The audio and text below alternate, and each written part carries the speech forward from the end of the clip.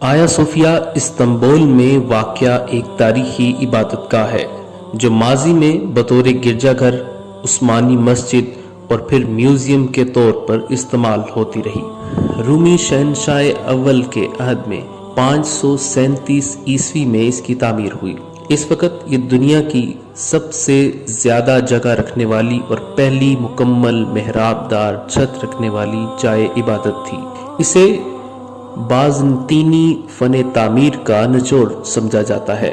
آیا صوفیہ سلطان محمد فاتح کے ہاتھوں فتح قسطنطنیہ ہونے تک مسیحیوں کا دوسرا بڑا مذہبی مرکز بنا رہا۔ آیا صوفیہ مسیحیوں کے گروہ آرتھوڈوکس کلیسا کا عالمی مرکز تھا۔ اس چرچ کا سربراہ جو بطریق یا پیٹریارٹ کہلاتا تھا اسی میں مقیم تھا، لہٰذا نصف مسیحی دنیا اس کلیسا کو اپنی مقدس ترین عبادت گاہ سمجھا کرتی تھی۔ آیا صوفیہ اس لحاظ سے بھی اہم تھا کہ وہ روم کے کیتھولک کلیسا کے مقابلے میں زیادہ قدیم تھا۔ اس کی بنیاد 3 صدی عیسوی میں اسی رومی بادشاہ قسطنطین نے ڈالی تھی جو روم کا پہلا عیسائی بادشاہ تھا، اور جس کے نام پر اس شہر کا نام بیزنطین سے قسطنطنیہ رکھا گیا۔ تقریباً 1000 سال تک یہ عمارت اور کلیسا پورے عالم عیسائیت کے مذہبی اور روحانی مرکز کے طور پر استعمال ہوتی رہی۔ مسیحیوں کا عقیدہ بن چکا تھا کہ یہ کلیسا کبھی ان کے قبضے سے نہیں نکلے گا۔ جب 1453 عیسوی میں عثمانی سلطان محمد فاتح نے قسطنطنیہ کو فتح کیا اور بازنطینوں کو شکست ہو گئی تو اس شہر کے مذہبی رہنماؤں اور راسخ العقیدہ عیسائیوں نے اسی کلیسا میں اس خیال سے پناہ لے لی کہ کم از کم اس عمارت پر دشمن کا قبضہ نہیں ہو سکے گا۔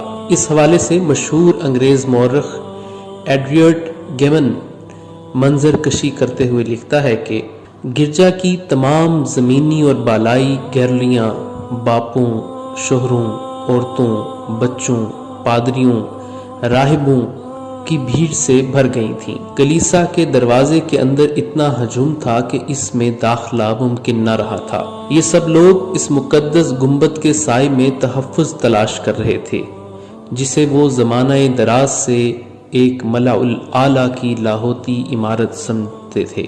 یہ سب ایک افتراء پر دراز الہام کی وجہ سے تھا، جس میں یہ جھوٹی بشارتیں تھیں کہ جب ترک دشمن اس ستون کے قریب پہنچ جائیں گے تو آسمان سے ایک فرشتہ ہاتھ میں تلوار لیے نازل ہوگا اور اس آسمانی ہتھیار کے ذریعے سلطنت ایک ایسے غریب آدمی کے حوالے کر دی جائے گی جو اس وقت ستون کے پاس بیٹھا ہوگا۔ لیکن ترک عثمانی فوج نے اس ستون سے بھی آگے بڑھ کر صوفیہ کلیسا کے دروازے تک پہنچ گئے۔ نہ کوئی فرشتہ آسمان سے نازل ہوا اور نہ رومیوں کی شکست فتح میں تبدیل ہوئی۔ کلیسا میں جمع عیسائیوں کا ہجوم آخر وقت تک کسی غیبی امداد کا منتظر رہا۔ بالآخر سلطان محمد فاتح اندر داخل ہوئے اور سب کے جان، مال اور مذہبی آزادی کی ضمانت دی۔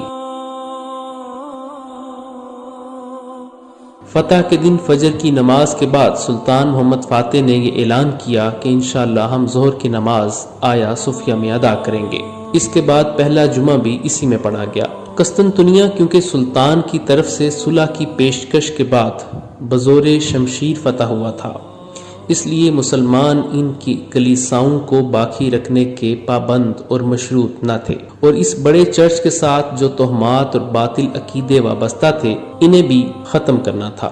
اس لیے سلطان محمد فاتح نے اس چرچ کو مسجد میں تبدیل کرنے کا ارادہ کیا، چنانچہ اسے مال کے ذریعے خریدا گیا۔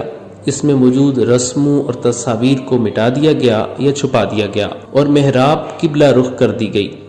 سلطان نے اس کے میناروں میں بھی اضافہ کر دیا۔ اس کے بعد یہ مسجد جامعہ آیا صوفیہ کے نام سے مشہور ہو گئی اور سلطنت عثمانیہ کے خاتمے تک تقریباً 500 سال تک 5 وقتہ نماز ہوتی رہی۔ فتح قسطنطنیہ کے بعد وہاں مسلمانوں کی نماز اور اجتماع کے لیے فوری کوئی جمع گاہ اور عبادت گاہ نہ تھی، اس لیے سلطان نے آرتھوڈوکس کلیسا کے اس تاریخی مذہبی مرکز کو مسجد بنانے کا ارادہ کیا۔ چنانچہ سلطان نے اس عمارت کو اور آس پاس کی زمین کو اپنے ذاتی مال سے خریدا اور اس کی مکمل قیمت کلیسا کے راہبوں کو دی۔ علاوہ ازیں سلطان نے اس مصرف کے لیے مسلمانوں کے بیت المال سے بھی قیمت نہیں لی، بلکہ طے کردہ پوری قیمت اپنی جیب سے ادا کی اور اس عمارت اور زمین کو مسلمانوں کے لیے وقف کر دیا۔ خرید و فروخت کے دستاویزات آج بھی ترکی کے دارالحکومت انقرہ میں موجود ہیں۔ آیا صوفیہ کے سامنے خوبصورت چمن ہے، اس کے بعد اس کا مرکزی دروازہ ہے۔ دروازے کے دونوں طرف وہ پتھر نصب ہیں جہاں پہرے دار کھڑے ہوتے تھے۔ اندر وسیع و عریض ہال ہے جو مربع شکل کا ہے۔ پوری عمارت میں 170 ستون ہیں۔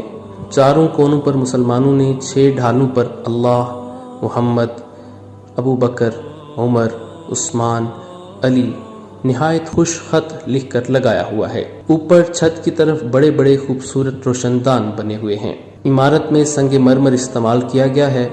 بے شمار تختیاں لگی ہوئی ہیں جن پر عربی خط میں لکھا اور نقش و نگار کیا گیا ہے۔ آیا صوفیہ کی عمارت فتح قسطنطنیہ کے بعد سے 481 سال تک مسجد اور مسلمانوں کی عبادت گاہ رہی، لیکن سلطنت عثمانیہ کے خاتمے کے بعد جب مصطفیٰ کمال اتاترک ترکی کا سربراہ بنا تو اس نے مسجد میں نماز بند کر کے اسے عجائب گھر بنا دیا۔ جولائی 2020 میں اسے دوبارہ 1935 سے قبل والی حیثیت دے دی گئی۔ مئی 2014 کو ترکی میں نوجوانان اناطولیہ نامی ایک تنظیم نے مسجد کے میدان میں نماز فجر کی مہم چلائی جو آیا صوفیہ کی مسجد بحالی کے مطالبے پر مبنی تھی۔